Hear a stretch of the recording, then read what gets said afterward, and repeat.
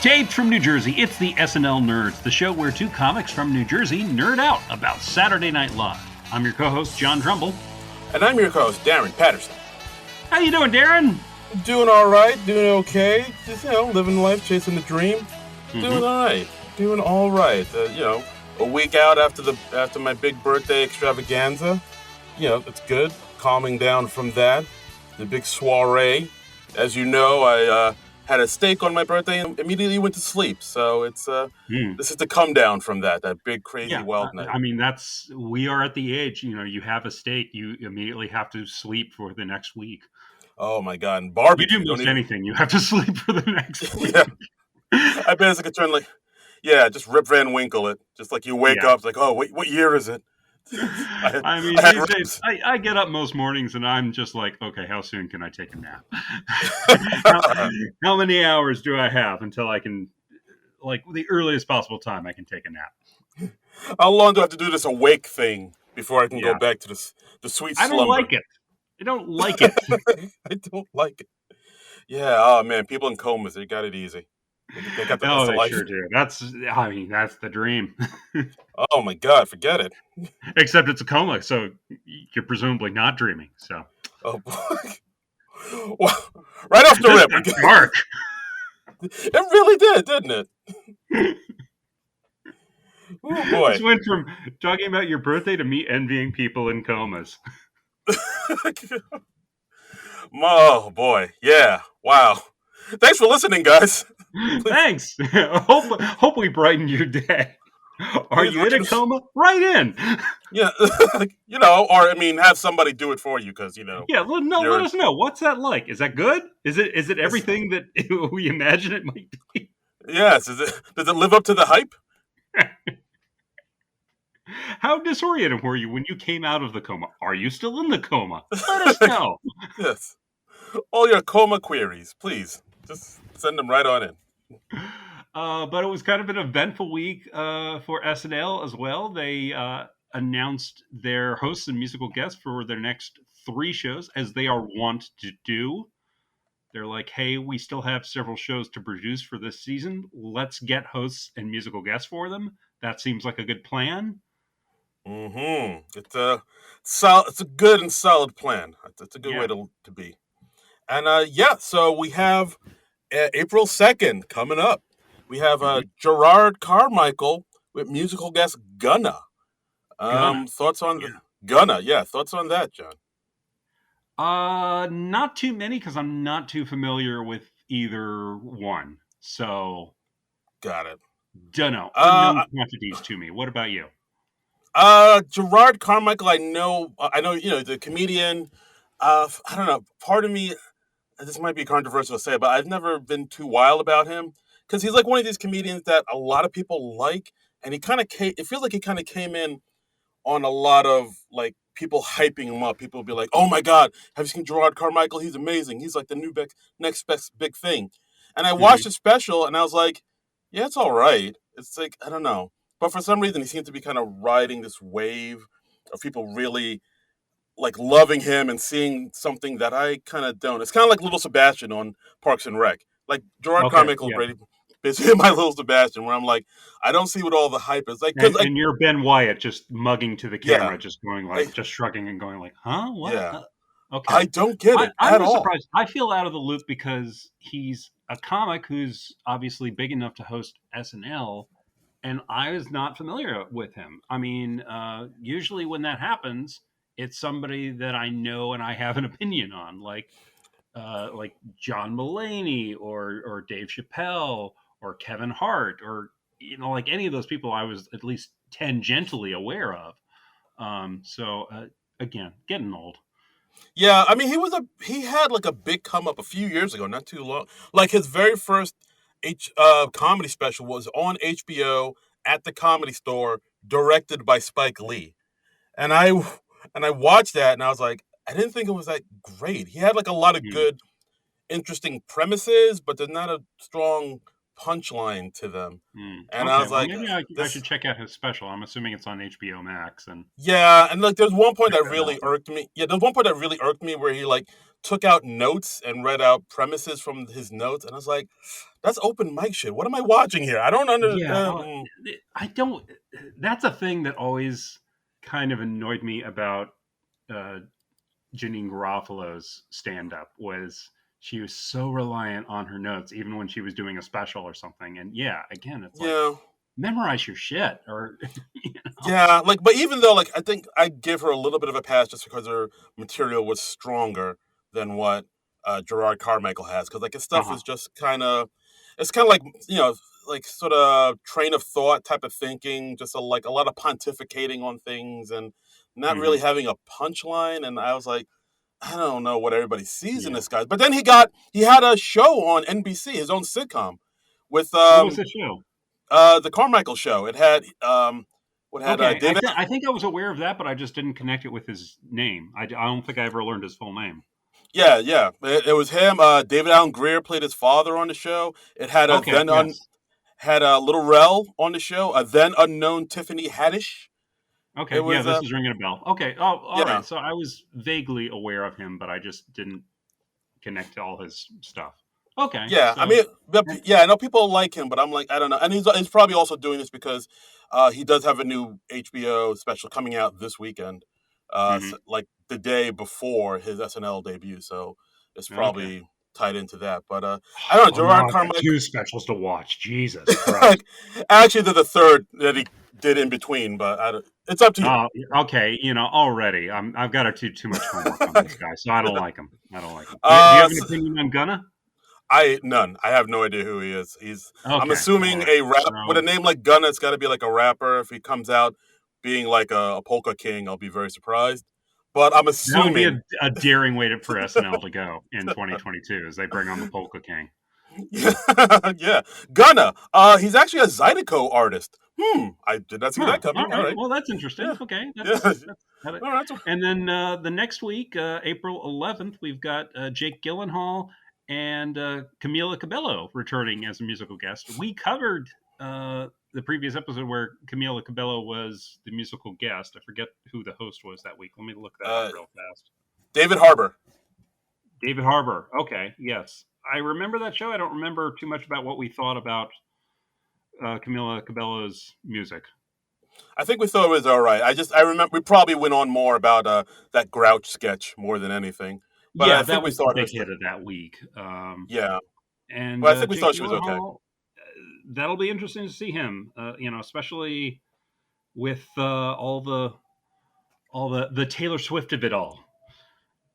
Yes, the Taylor Is Swift he of going to it all. return a scarf? Yeah, Is he going to bring a scarf? Is he? Are they going to address it during the monologue?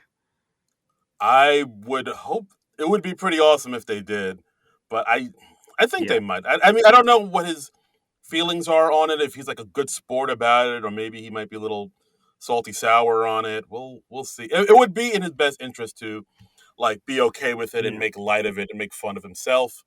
And it, but I don't know. Maybe he's all in his yeah, feelings about it. It's like you have your ex write a scathing 10-minute song about you. yeah. I mean, even if he does have a problem with it, he should pretend like he's a good sport about it. Yes, put on a brave face. We're like, no, no, this is all fun and games. Yes, And yeah, this will actually be Jake's second right. time hosting. He hosted back in Hmm. 2007 with musical guest The Shins. And he also made a cameo in one of John Mulaney's shows during the airport sushi sketch. Yes, yes, I remember that. I think I read somewhere that he almost got hit with something while he was in the air during that sketch. Worth it. Totally worth it. And then lastly, on April the 18th, we have Lizzo as the host and musical guest. This should be interesting too. I Hmm. enjoy Lizzo's music. I mean, we talked about it when she was the musical guest when Eddie Murphy hosted, and she's very good. She has a very big, bright personality, very likable. We'll see if that translates to sketch comedy. It's kind of this. She kind of came up in the social media era where she used to performing and stuff. The same way Billie Eilish did, who also hosted and musical guested. And we'll see if Lizzo can follow in those same footsteps. I have a good feeling. I have a feeling Yeah. she'll do well. Well, fingers crossed. I mean, this is a surprising batch of hosts and musical guests. It's none of the hosts are people that I would have predicted would be hosting soonish. Um, but we'll see. You always hope for the best. Yeah, the Gerard Carmichael one really surprised me. Like Jake Gyllenhaal, all right, I get that. Lizzo, yeah, I could see that. Gerard Carmichael, I was like, whoa, that just because I don't think he's that big a household name to host. But then again, Ariana DeBose wasn't. A lot of people didn't know who she was either. So I don't know. We'll see. We will see. All right, so that's the latest in SNL news. In the meantime, it's still a gap week for us.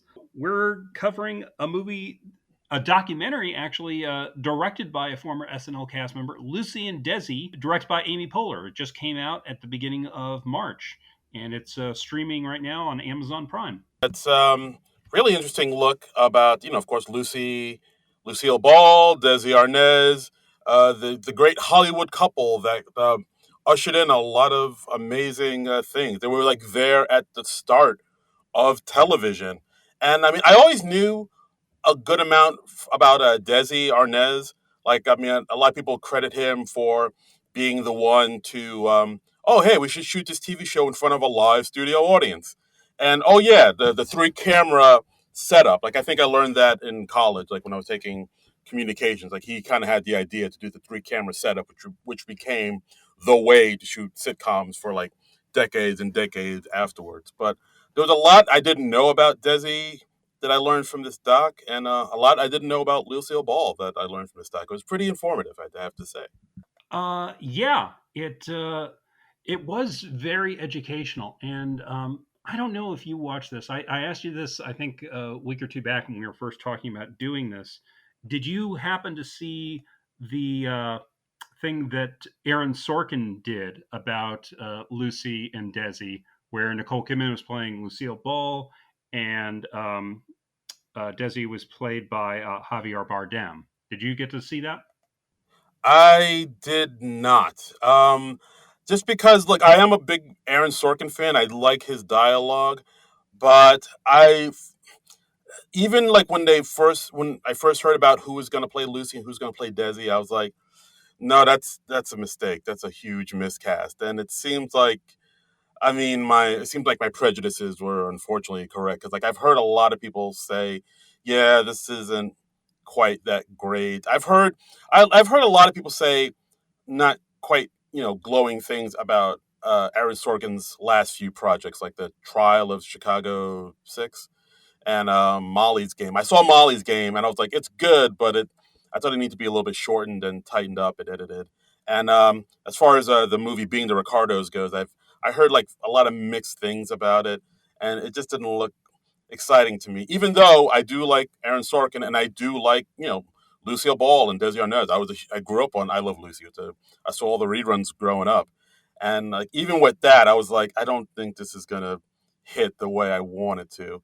And it seems like I was right. I mean, did you checked it out, right? What are your thoughts on it? Yes, I did watch it, and yeah, the biggest problem I would say is that Kidman and to a lesser degree Bardem were miscast. I mean, they don't look much like Lucy and Desi. They don't act much like Lucy and Desi.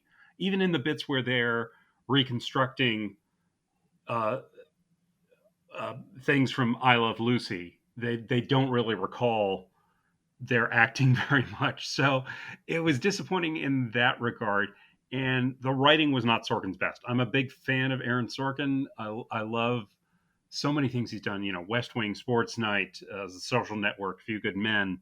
Love all that. Inject it directly into my veins. But this was Sorkin at his worst because he gets preachy, and there was he did this weird framing device where he had some of the I Love Lucy writers, but they weren't the real writers. It was actors playing the writers in like the present day.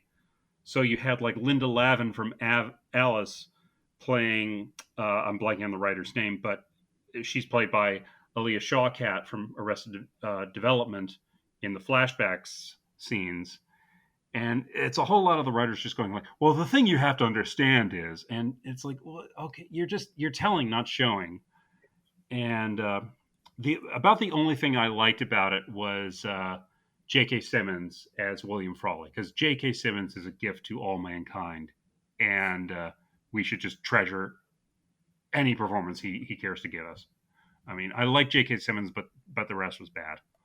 Yeah, listeners, we are a J.K. Simmons household here at the SNL Nerds, and I knew he would be good because he's always solid. But like everything else about that movie, I wasn't too sold on, or I was like, I don't, I don't know about this. So that's the thing that kept me away from it. I should maybe just watch it just to get to see how much of what I thought it would be was correct, but I have not seen it. So I mean, I'm sure like maybe they Amazon released this documentary just to maybe spring interest in the Sorkin movie. But like the fact that the two of them sort of came out around the same time can't be like a coincidence, I assume. Yeah, I don't know what the story is behind the timing of it. I think this documentary far better than the Sorkin thing. So I thought this was as well done as much as the Sorkin thing was badly done. Um, I was really impressed with this. It's a pretty tight documentary. It's like an hour 42 minutes, but it was so well done, and it really goes over like the breadth of their lives together, which didn't end when they divorced. They still maintained like a friendship and a business relationship after their divorce, which I wasn't really aware of. I thought that was pretty amazing. Yeah, no, absolutely. I mean, we're probably going to hop around from thing to thing that we liked about this stuff because I did enjoy it. Like I said, it told me a lot about Lucy and Ricky and their or Desi.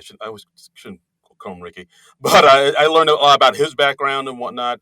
And again, like Desi Lou Productions, the production company they started up, and the production company that helped out and so many shows and like created a lot of shows that I wasn't aware of, like Mission Impossible and Star Trek and Dick Van Dyke and My Three Sons. That girl, like all these shows sort of came out of Mhm.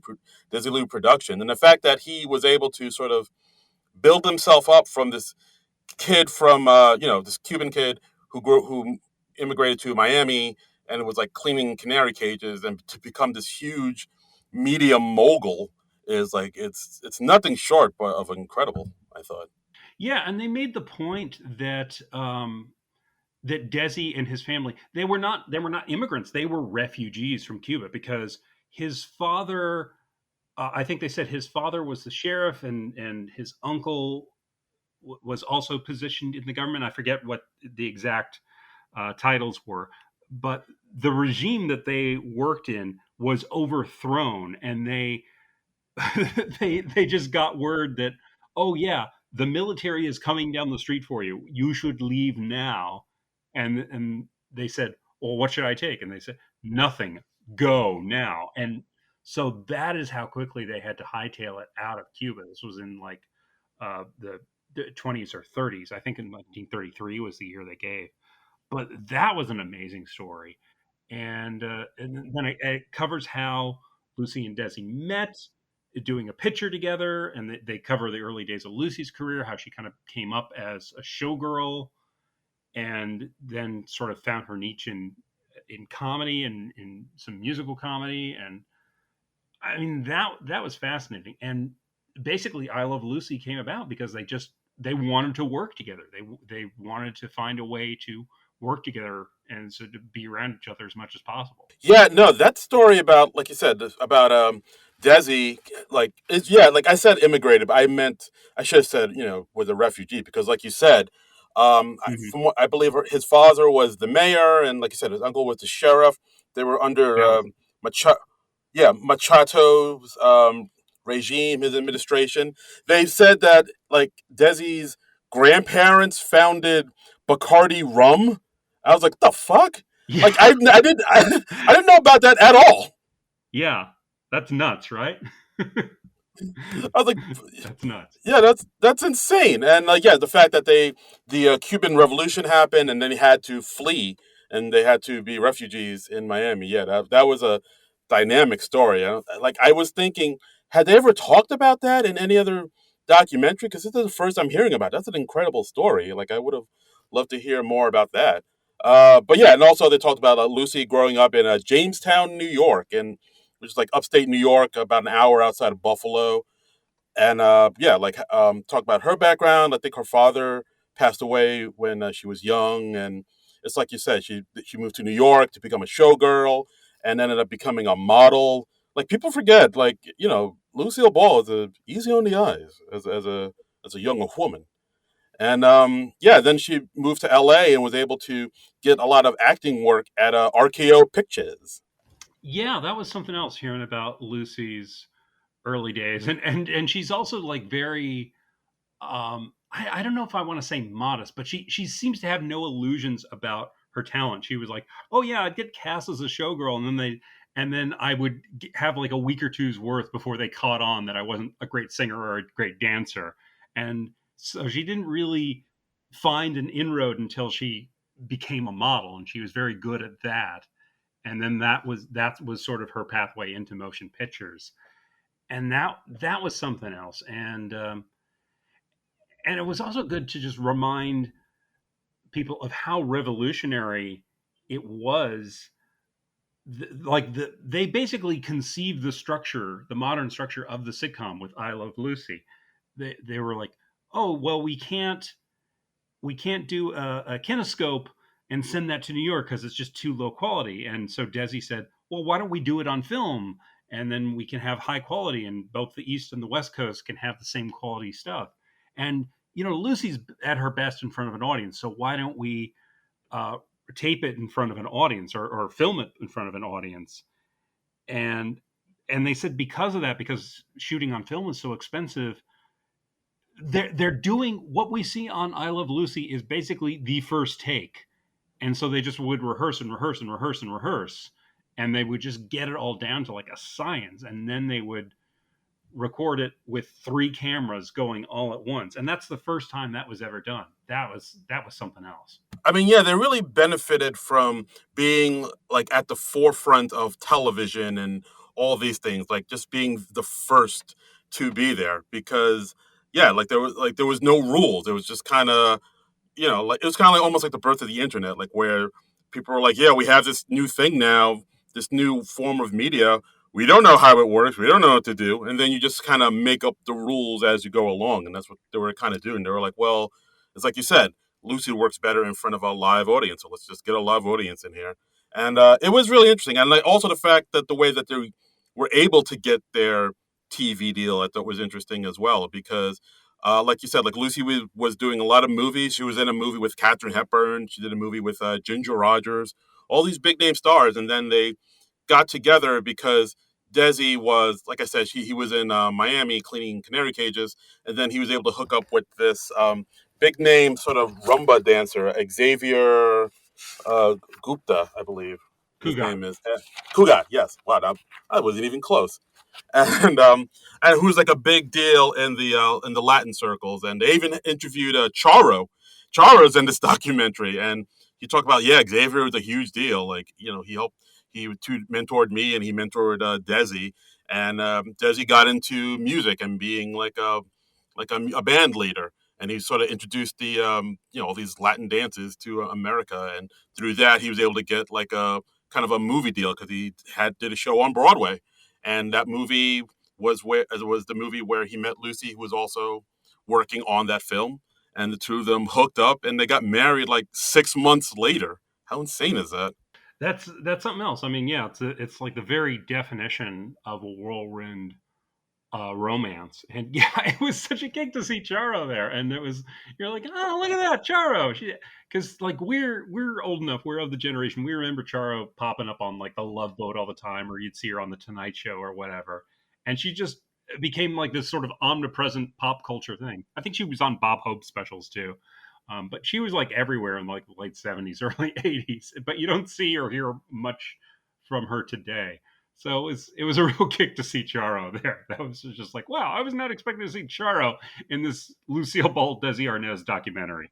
That was a surprise. Like I like how they included Charo in this doc. I liked how they included interviews with Carol Burnett in this doc, and like how Lucille Ball influenced Hmm. her, and like towards the end they bring that back where they say, "Oh yeah, I met I met Lucille Ball, and when I was doing this show, like Once Upon a Mattress, and like Lucy came to see me, and we became like good friends, and she like mentored me. And Bette Midler is also in this as well. Like Bette Midler has sort of had the same story where Hmm.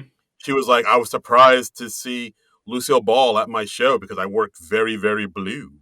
And but she really liked my show, and like she kind of Yeah. mentored me, and she mentored a lot of other like in her later years. She mentored a lot of other comedians coming up, like Mary Tyler Moore and Joan Rivers, and it's like, oh wow, that's pretty cool. That's a pretty beautiful thing to say. Yeah, and it was really cool that yeah, Lucy was making the effort to give back and mentor that next generation of ladies in comedy. And like a documentary like this could easily just become talking heads, and it's like more people talking about that. But what I thought was really exceptional about this was they had 20 cassette tapes of Lucy and Desi just talking about their own lives, and that was amazing. I did a little reading on this, and apparently Lucy originally did this. She was there was going to the Ladies Home Journal was going to do a feature on her, and so Lucille Ball like recorded her answers for a lot of the questions on this, and then for whatever reason they didn't end up doing the article. And the writer felt so bad, she went to Lucy and said, "Oh well, I'm sorry this isn't happening, but honestly, this could be a book." And so Lucy just kept on recording all this stuff about her life for the book. And I don't know if the book project ever came together or not. I found like an NPR interview with Lucy's daughter, Lucy Arnaz Luckenbill. And so, yeah, it's just hours and hours of Lucy and Desi talking about their lives. And that's fascinating because you get to hear it in their own words, and usually not too many years removed from when this was done. I mean, that was really something else. Yeah, it almost kind of reminded me of the way people like sort of record their lives on Instagram today or on TikTok these days, where they're just constantly kind of showing their lives to everybody and recording everything that's happening. That's always really interesting. Like you get, but it's beautiful too because you get to hear their take on things and things that maybe the media kind of skewed or the media wasn't too wild. Maybe the way how the media does, where it kind of skews things to show a certain way. I think it's like we said, where after they met after 6 months, they got married, and a lot of people weren't kind of crazy about that because this beautiful redheaded white woman marrying this dark skinned man from Latin America. Oh, and they kind of talk about that, like how he was sort of seen as the other, and he had to like sort of overcome that. Like how people maybe portrayed him as this Latin with the fiery temper, and you keep him away from your women. You know what he'll do, and like how they had to sort of overcome that little that obstacle. Yeah, it's pretty amazing. I mean, you don't for some reason we don't typically think of Lucy and Desi as being an interracial marriage, but it totally was. It was, and they were doing this show about it in the early '50s, and she had to fight to get Desi on the show because he didn't have anywhere near the track record that she had as an actor, and I mean he was a performer in other ways, of course, but she had to fight for him to get him on the show, and then he turned into this amazing straight man for her, and and he also just blossomed as like a producer and a businessman, and he seemed like the best kind of boss to have because he was of the school like hire the right people and then get out of the way, which is really I think how all the best stuff happens is you just find good, bright, creative people and then you trust them to do their jobs well and you don't interfere a lot. And yeah, so that seemed really cool, and it was just so revolutionary for the time, just technically with the three camera system that they did. I mean, that's amazing. Yeah, and it was cool how they were able to finally give or not give, but be okay with putting on Desi as the head of the household or the husband on the show. Because before Yeah. the show came about, Lucy had a radio show, which I think was doing okay, but it was definitely good enough that CBS was like, oh, this radio show is doing great. We would like a TV version of this radio show that you're doing. I think it's called My Favorite Husband at the time, I believe. And Lucy Uh-huh. said she wanted to. Lucy said she wanted to do it, but she would only do it if Desi would be her husband on the show, because I think at the time the two of them were spending a lot of time apart. Like he was touring with his band, she was doing movies and TV shows and radio, so they weren't spending a lot of time together. They were apart a lot of time. It was hurting their marriage. So she was like, "Oh, I want him on the show. Plus, we have great chemistry, and he would be well." And of course, they were like, "No, we want a nice little all American man for you to be what that means. That means white. We want an all American man to be your husband." So the way they got around that was, I believe Desi was the one that said, "Well, how about this? How about you come with me on tour, and like we could do like an act in between the the performances, the musical performance, like like I'll be the straight man, you be the goofy self, and like we'll see what the audiences think of that, and maybe some of the CBS people will look at that and see how that plays." And sure enough, they did that. We went on tour together, and sure enough, audiences loved them together. And then CBS was like, "All right, well, this maybe this will work now that I see with my own eyes that they are good together." Yeah, it was. You mentioned them like being apart a lot of time because I nearly said Ricky, because Desi was on tour a lot. Um, and they actually say in the doc, or you hear Lucy say rather, that because Desi also went into the army at one point. This was like during the World War II years, I think. Um, Right. he was deployed. I don't know if he was overseas, but anyway, he was in the army, and she said that yeah, for the first 9 years of our marriage, we were apart for 8.5 years of that. That's amazing. I mean, it's amazing that that wasn't the end of their marriage right there, because that's a lot. It is a lot. It's pretty shocking. It's like, oh wow, yeah, he went. I think he went into the army after just getting married and all this. I was like, wow, thank you for your service, sir. Yeah, that I mean that was something else. So yeah, the way they conceived the show, and yeah, the way Lucy was like, yeah, I'll only do a TV version if Desi can be the husband, and I mean it's just amazing. And of course they intersperse this with a lot of very well chosen clips. They chose a lot of clips that where the sitcom situation was sort of paralleling what was happening with Lucy and Desi's lives at the time, and I thought that was very well done. They chose the clips very well, and it wasn't just the same Lucy clips that you've seen a million times before, like the chocolates on the conveyor belt, or I mean, you see like the grape stomping, and they show like briefly Vitamina Vegemin, but they don't just hit on all the usual suspects, which was nice. I mean, there were a lot of scenes where it was like, oh wow, I don't really remember this episode, but this is cool. I mean, that's cool. Yeah, like they showed like one scene that I don't remember at all, but when Ricky's mother comes to visit, and like then they show Hmm. like the cultural divide between Lucy and Ricky's mom, because Ricky's mother doesn't speak English, and Lucy had a hard time communicating with her.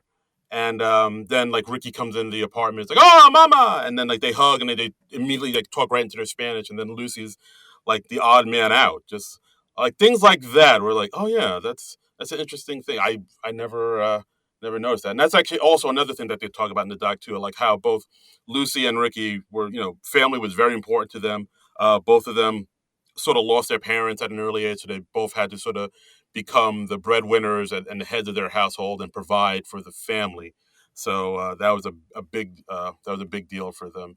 And of course, one of the things like they even mentioned too, where like after the show got on and became a hit, and then Lucy got pregnant, and then the two of them had to get married again in a Catholic ceremony to appease Desi's mom, because I think in Desi's mother's eyes, she saw them being married outside of a Catholic church, not as a not a legit marriage. And they even say in the doc like how maybe like the fact that that Lucy couldn't have gotten pregnant earlier is because they weren't married in the Catholic Church, which I was like, Jesus Christ. Yeah, it really reminds you what a conservative time that was in many, many ways, and just things that we don't even blink at today. I mean, these days it's like, oh, live together and have a few kids, and yeah, maybe get married somewhere down the road. But back then it was like, no, you have to get married, and you have to get married in the Catholic Church, and you have to do this way. And yeah, and it was also interesting that yeah, not only were they both the breadwinners of their respective families, they became the caregivers for both of their parents, and they had a very nice picture of like Desi with his mother and Lucy with her mother, and they both basically had they took all their families with them. They were like living with their families, or they at least put up their families and took care of all their extended family. So they felt a real sense of responsibility in that way, and so they also had that incredible work ethic that you see with anybody who went through the depression, where it's just like you got to work as hard as possible and do as much as possible because you don't know when that next meal is coming from. You know.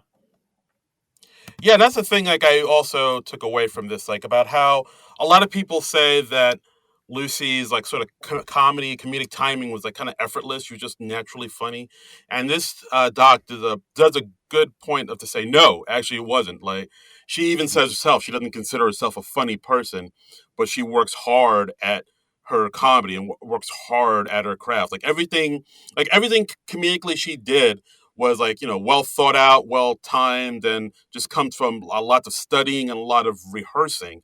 Like, she even later on in the doc she mentions how like Buster Keaton was a bit of a mentor towards her, and like how she took a lot of cues from him about how to approach comedy. She saw it very much as a science. It wasn't like a natural thing. It just didn't come to her. Like, she really worked hard at being this funny. It's not, which I thought was very interesting. I've always heard people just say like, oh yeah, she's just a natural comedic talent, and this doc does a very good job of saying no. This comedy shit was work, son.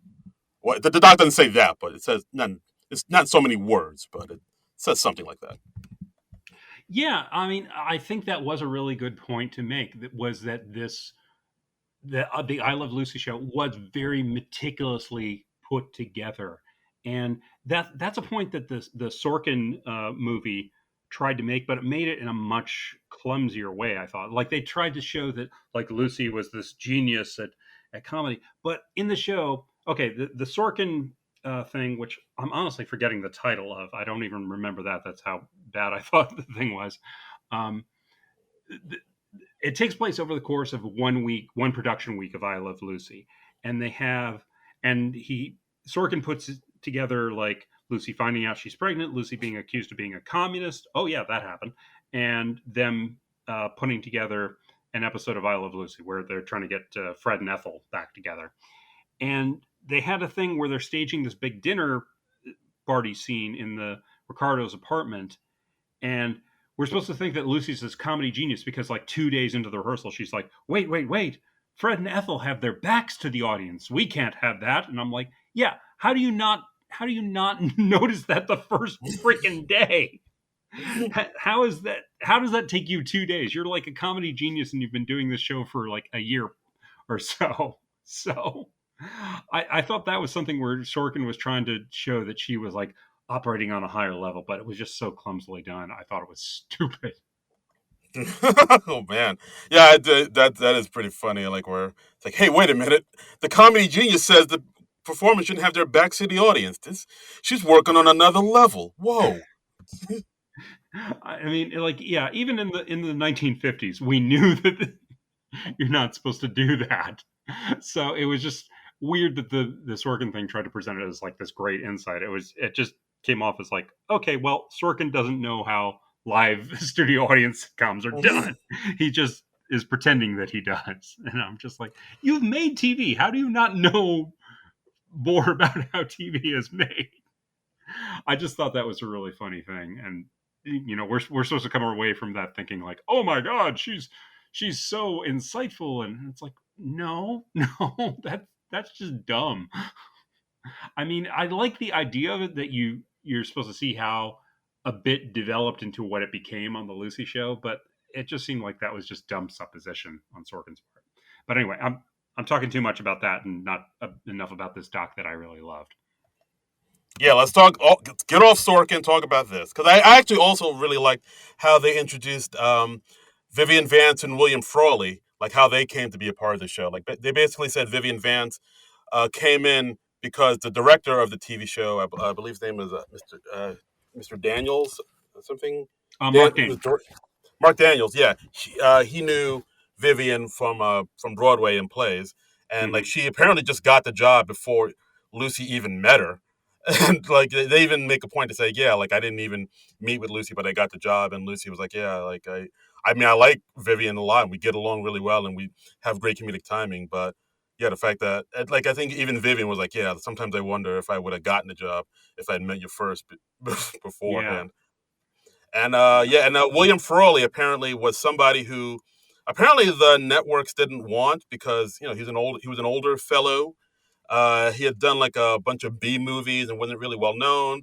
Apparently, he had a drinking problem, Hmm. and and the network really didn't want him. But like Desi fought for him, and yeah, I think I mean I think as far as like TV show chemistry goes, I think the four of them have it really well. Like the four of them have that sort of like lightning in a bottle type of connection and comedic chemistry that that only comes along once in a lifetime. Although I do enjoy like how they said in the doc how William and Vivian didn't get along because in the doc they do say that I think Vivian was upset because she was 22 years younger than Hmm. William, and like the fact that they said that they thought that it would be believable that she'd be married to him or married to quote unquote that old man Hmm. was insulting to her. And William heard that and he got insulted. So the two of them had a bit of a, weren't exactly the best of pals. Yeah, I think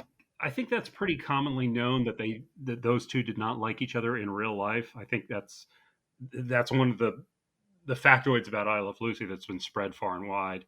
But they didn't make too much of a meal of it in this movie because yeah, we've heard those stories before. Um, but of course they had to touch on it. I think that was just the right amount. I thought there were so many good choices in this. I mean, it didn't dwell on stuff we've heard a million times before, and it just sort of it put things into context, and yeah, it was just wonderfully done. Yeah, the Vivian Vance thing. Yeah, it was neat when she and Lucy were like, "Yeah, I wonder if I would have gotten the job if if you had met me beforehand." And Mark Daniels, by the way, I also know his name because he ended up directing a lot of episodes of Star Trek, the original Star Trek, which was a Desi Lu production. And I'm a big Star Trek fan, so I know a little about that. Something that wasn't in the doc, but just a bit of trivia that I love is that when they pitched the show with the title Star Trek to Lucille Ball, who was running Desi Lu by herself by that point in the 60s. She thought it was about like stars on like a USO tour or something like that because that was her context for that. And she was like, "Wait, what?" And at one point, she was asking the producers of somebody. She was like, "Wait, well, what happened to that USO show about the about the USO tour?" And they're like, "Lucy, we didn't pitch you anything like that." And she's like, "No, yes, you did. Yes, you did. That Star Trek thing." And they're like, "Oh no, that's a science fiction show, Lucy." So I just love that story. I mean, in her defense, if you say Star Trek, you Hmm. you would think, oh, it's a bunch of stars and they're trekking around. Right. They're trekking around the country. All right, maybe I'll Yeah. sign up I on that. I just think that's funny because that was her context. That was what her mind immediately went to, and of course, she eventually uh, learned better. But yeah, if not for Lucille Ball, we would not have Star Trek, and that's worked out pretty well.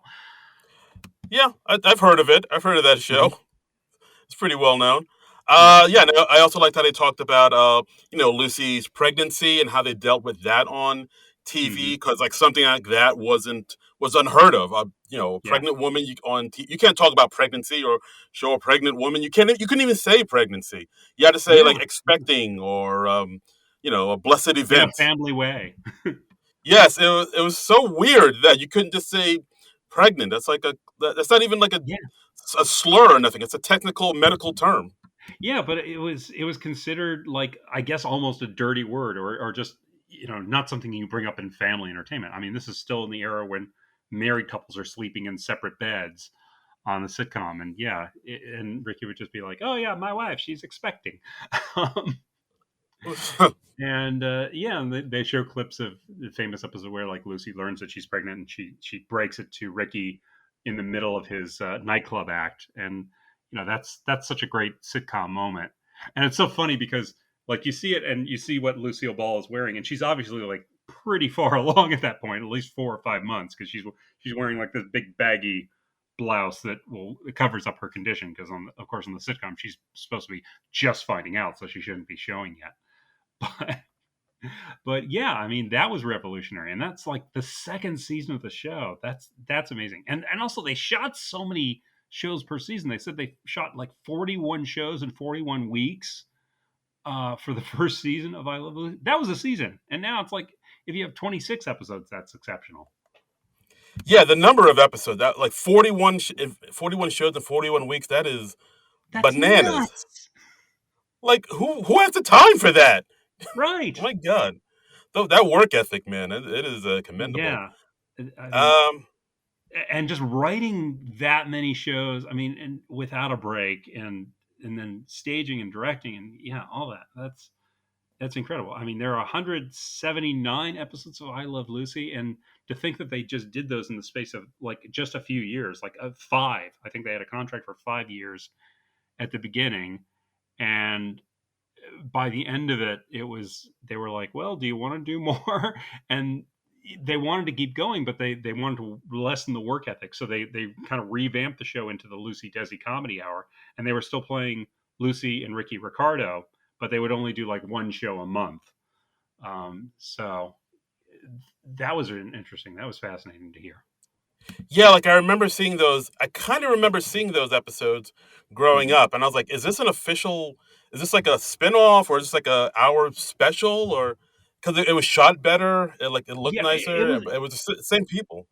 It was kind of like a spinoff, yeah. I the one episode I really remember, which I found fascinating, was they did a flashback episode that showed how Lucy and Ricky Ricardo met in the world of the show, and it's like Lucy's on a trip to Cuba with her girlfriend, and she meets Ricky, the band leader, and he's singing this conga or mambo type song where he drums on his conga and it's like bum ba bum bum bum bum bum. That means I love you. And then in the number, that's this big musical number. We see Lucy. She plays the beat back to him, and that's kind of how they meet and fall in love. And it's a neat show. It's probably floating around on YouTube somewhere. I would bet. That's a neat one to see. Oh, that's so sweet. I Hmm. gotta watch that. Yeah, But I just yeah, saw it on like Nick at Night sometime or something, and I was like, "Wow, this is amazing! I had no idea the show ever covered this." yeah, that's pretty cool. I mean, another thing they covered in this doc that I was maybe ignorant of the whole commie hunt thing where they're Hmm. we were looking for people for possible communists in Hollywood, and they called in Walt Disney, and then they called in Ronald Reagan, the actor, and Hmm. then and then they called in. That's exactly what I thought as soon as I saw Ronald Reagan. That I Back to suppose the Jane Future. Wyman is the Secretary of the Interior. But, Or no, Jane Wyman is the First Lady. Yeah, yeah, that was Jerry Lewis. and Oh god. Paul Hope. I'll never Jack grow up. Benny was the Secretary of Treasury. Okay, I got to rewatch Back to the Future because it's been too long. Obviously, Oh, dude. Oh, now you got me. Now you got me wanting to see it again. Damn. yeah. Oh, all right, there goes my plans for the night. Um, but yeah, like the fact that she actually registered as a communist to sort of appease her grandfather, who is for the working man. That Right. but she was cleared, but then it sort of came back up again. Was like a whole Hmm. thing. I didn't know that was like something that was weighing on them, and the Right. fact that like Desi really went to bat for her to say like no, she was cleared of all charges. She's not affiliated with the Communist Party, and he went so far just to he went as far as to even get J. Edgar Hoover on the horn. Like I feel like there's a Clue quote in there somewhere. But yeah, Yeah. J. Edgar Hoover.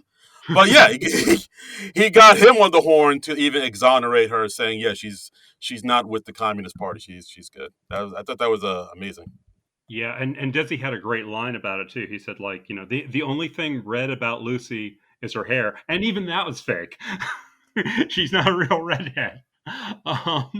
So that was amazing. Yeah, the Hoover thing I knew about because the Sorkin thing, of course, covers that as well.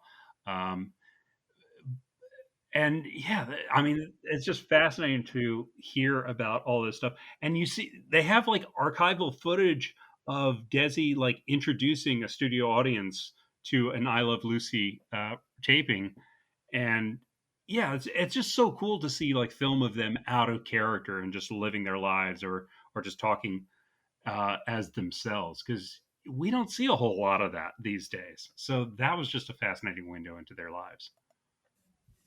Yeah, no, absolutely. It was really fast. And another thing that this doc touches on that Desi had the foresight to do that no one else even thought of because again, TV was a new medium.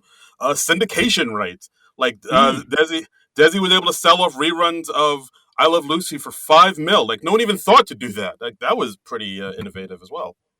Right, like back in that era, like reruns weren't a thing. That's how far back this was, and they basically pioneered the rerun model, where they like rerun an episode during the summer hiatus or whatever. And I'm sure that's part of why they did so many shows per year, because they didn't the networks just didn't think to ever rerun them. Um, that's amazing. Where yeah, they basically invented the rerun, and the show was popular enough that they could get away with that.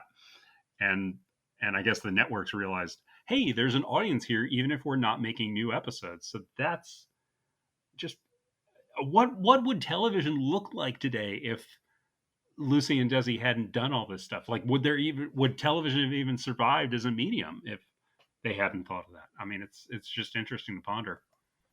Yeah, it really is. Like the more and more you look at it, the more you think, oh wow, Desi and Lucy, they really had their hand on the pulse of what TV, of what we Hmm. know now as TV. They really wrote a lot of the rules for this, and it was like, wow, they were like, people just see Lucy and Desi and think of them as like, you know, comedic comedy, sweethearts and whatnot. But like, no, they were behind the scenes. They were innovating and really, like, really sort of, you know, building what TV would be. It's pretty impressive.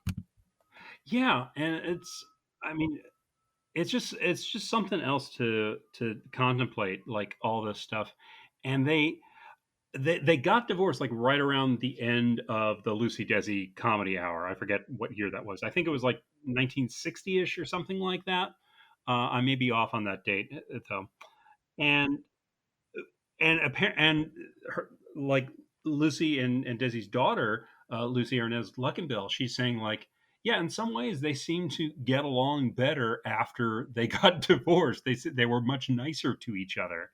Um, and and so much so that Desi even came in as a producer and like a consultant on Lucy's subsequent shows. Like she did another sitcom with Vivian Vance, and she did things with I think that the actor's name was Gail Gordon, where he was like always playing her boss. Um, it was something Gordon, some double G name. Uh, and I had no idea that they still maintained a friendship and a business relationship after that, and that was really cool to hear. There was still a lot of love there. Yeah, that was pretty. I didn't expect to see that either. I mean, the fact that like they broke. I mean, I knew they divorced and everything, but it seems like a lot of it had to do with their working relationship Hmm.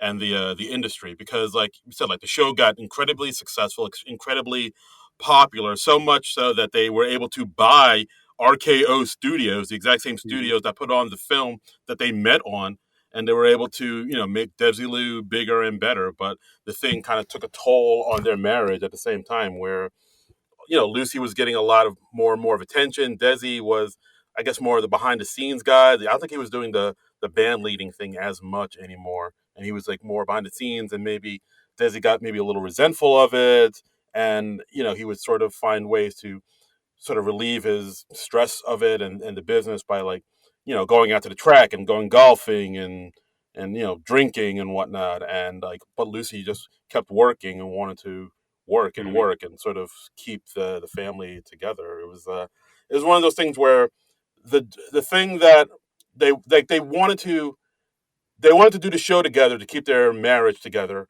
in the beginning, but then that same TV show was sort of kind of breaking them apart a little bit.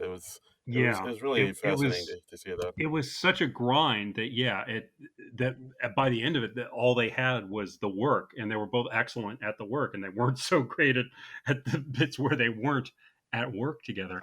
And I thought it was fascinating that they said that Desi Lu as a studio had reached a point where they had to grow or just walk away from all of it. Those were like the only two options. They couldn't just keep going like they did. They had to expand because they were too big to do anything else. And I thought that was an interesting insight, but that seems like such a capitalist thing where it's like, yeah, you have to get as big as you possibly can, and that's when.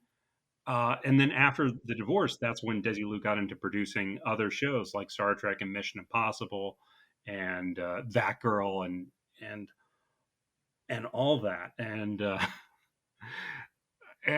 they also made the point that uh, the business side of it got less interesting for Desi Arnaz because he reached a point where he was just taking care of business and he wasn't really creating stuff anymore. And it was interesting to him when he was creating and finding solutions to these problems that came up of like of how do you do this sitcom and all that. But when they after they knew all that, it just didn't have the same spark for him. And I thought that was interesting and kind of sad for him. Yeah, that's a bummer. Like in his later years, he just kind of became maybe bored with the industry. Like you said, he wasn't creating. He was a little Hmm. disillusioned by it, even to the point where, like after they got divorced, Lucy bought Desi out, and she became the head of Desilu Productions. And like he just kind of said goodbye to the game, as the kids say. I mean, and like and also later on, the two of them both remarried. Yeah. Lucy married Gary Morton, and Hmm. yeah, and also Desi got remarried as well. So it's like you said, like after they split up. I mean, it was sad to see because America grew up with them being America's sweethearts. Like they were the married couple that you'd love to see together, and so to see them kind of split and take on these other relationships with these other people, it's rough to see. But people grow Yeah. apart. It's a But sad I fact of mean, life. Lucy and Desi's daughter, she made the point that Lucy and Desi, their second marriages, they both lasted longer than Lucy and Desi's marriage. I forget how many years exactly they were married, but Lucy Arnaz Luckenbill says, "Oh yeah, like Lucy was married to Gary Morton for like 27 years, and Desi's second marriage was something like 25 years. So those are good long runs that they had with their second spouses. But because we just have that all that I Love Lucy stuff in our heads, we think of them as the primary couple." Um, and yeah, interesting to see. By the way, we should also mention that Desi Arnaz, in his later years, he hosted one of the first episodes of Saturday Night Live. He hosted in the 14th episode of season one on February 26th, 1976. So maybe we should go back and visit that episode sometime. I bet we could find that on YouTube or something. Yeah, I totally forgot about that. Hey, look at that. We're bringing it back to Saturday Night Live, guys. We're Yep. doing it. But yeah, I do agree with what you're saying. Like people see them as the primary couple, even though their second marriages lasted longer. It's kind of the same Mhm. way. Again, bring it back to Saturday Night Live when Gene Wilder passed away. I remember people like sort of posting pictures of Gene with Gilda. It's like, oh, they're Right. together now in heaven. And then people Yeah. were like, people also were saying, well, why are you posting that picture? Because Gene Wilder got remarried after Gilda. Do Yeah. you think his remarried wife And wants he to was see with that? Yeah, and he was with that wife for longer than he was with Gilda Radner, I believe. So, yeah, Yeah, it's a it's a funny thing to think of when when somebody remarries or something. Is like you can have more than one love in your life. It doesn't have to be just like, oh yeah, this person or nothing. absolutely. All right, so I'm looking it up, and yeah, musical Desi Arnaz did host with musical guest Desi Arnaz Jr. I wonder if there's any relation. There could be. I think there might be a connection there. Yeah, and so yeah, it's funny to think. Yeah. So and also the doc talks about shows that Lucy did after I Love Lucy and after the Lucy Mhm. Desi Comedy Hour shows like the Lucy Show where Lucy teams up again with Vivian Vance and they play two single mothers raising kids together. Very Kate and Allie like, which stars Yeah, Jane Curtin, Saturday Night Live. And and Vivian Vance's character, at the very least, was divorced, which that's pretty revolutionary for the time because it was in the '60s. I know that Mary Tyler Moore, when she was doing the Mary Tyler Moore show, she wanted to have her character Mary Richards be divorced, and they said, "Oh no, you can't do that. That's still too controversial a thing. People will think that you divorced Dick Van Dyke, that you divorced Rob Petrie." And so they instead said that the Mary Richards character, she had called off a wedding. She was supposed to get married, and she called it off at the last minute, and was starting a new life for herself. So that's pretty revolutionary. I don't know if Lucy's character was divorced as well, but I mean that's interesting to think that they both did. They were both doing the single motherhood thing on the show and in life. Yeah, that's interesting. The network was like, "Hey, we can't have you divorced. That'd be too. That we can't have that. How about we do this? How about we have you call off a marriage and break your future groom's heart? How about that?" Yeah, yeah. That's a way to get the audience's sympathies on your side. Well, yeah, People like this so much better. yeah. You like that? We'll go with that. All right, good. See you in the Yeah. morning. So I mean, and oh god, and like their daughter, Lucy Arnaz Luckenbill, she was also became like Desi's caregiver as in the last years of his life because he had like lung cancer and decided not to get treatment.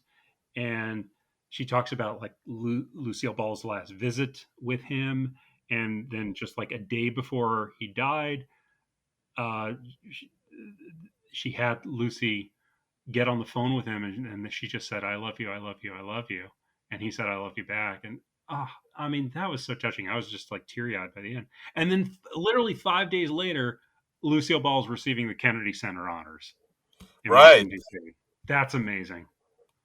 right. They had Robert Stack produce it because I believe Robert Stack was in The Untouchables, which is another Yes. Desi Lou Productions Hmm. joined. And yeah, and like the beautiful things that he had to say, and like I think he read some of Desi's final words, which was like, the I Love Lucy show has always been about Lucy. She's always been like, Yeah. like the It heart was and not soul of just a that show. title, is what he said. Right. And that's Yeah. like, I mean, how could you not tear up after hearing that? I mean, come on. Yeah.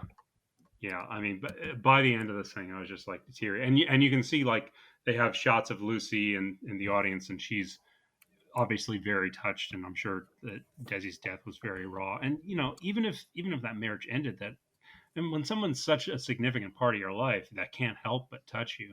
And you see everyone in the Kennedy Center just rising up to give Lucy a standing ovation. I mean, that was just tears, tears. just, just tears rolling down my face.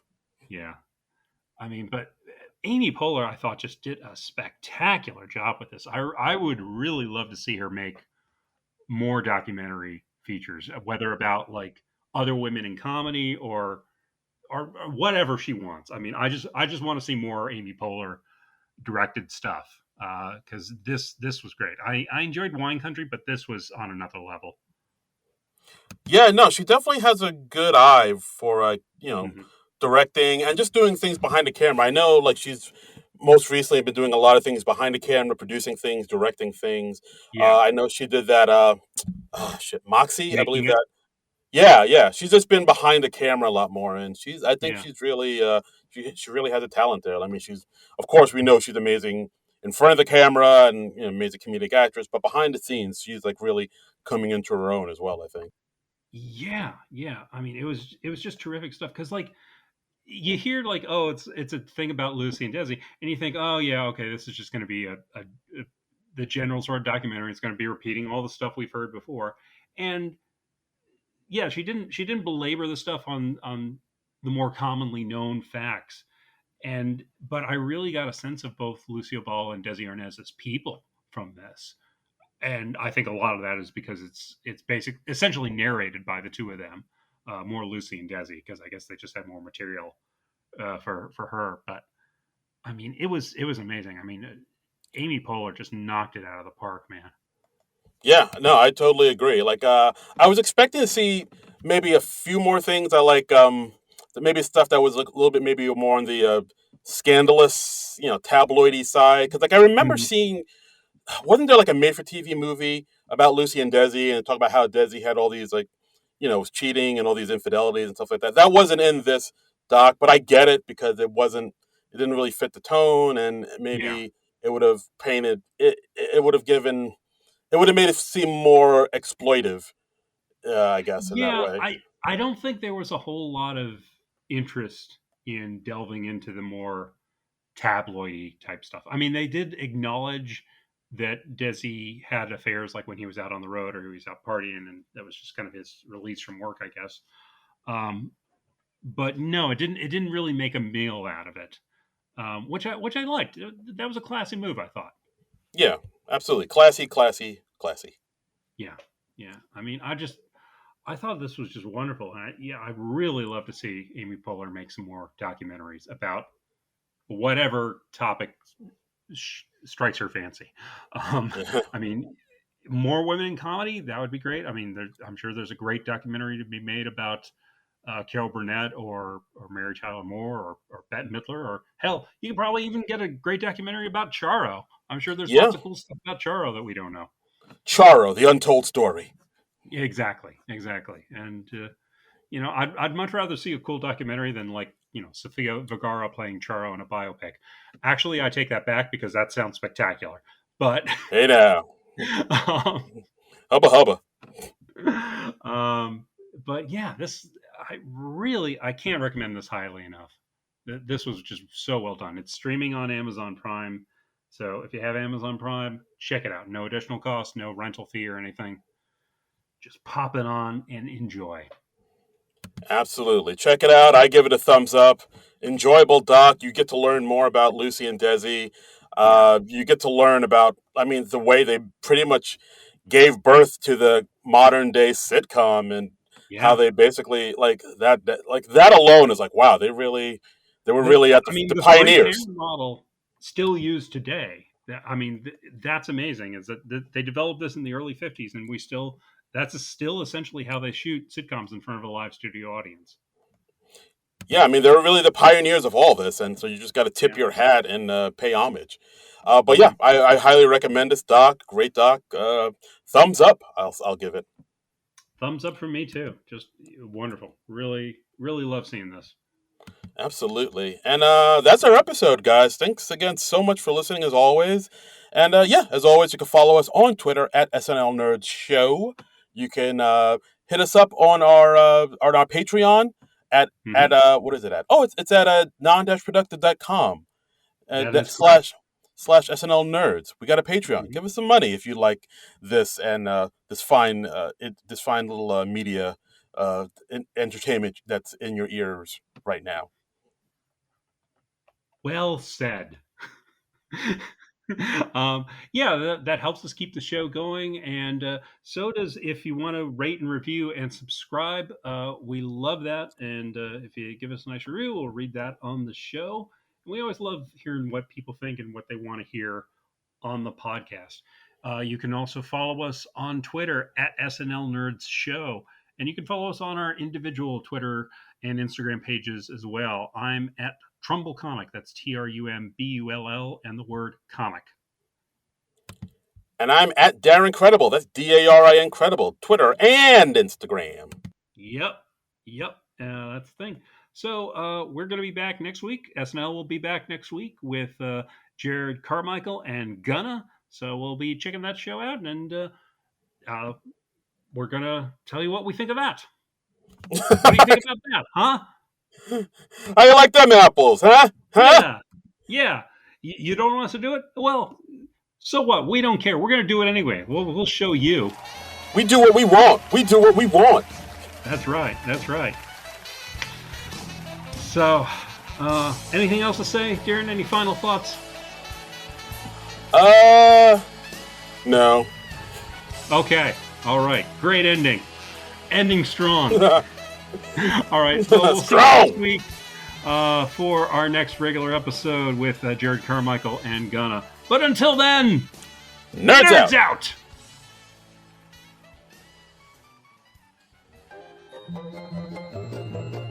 This has been a non-productive media presentation. Executive producer Frank Hablawi.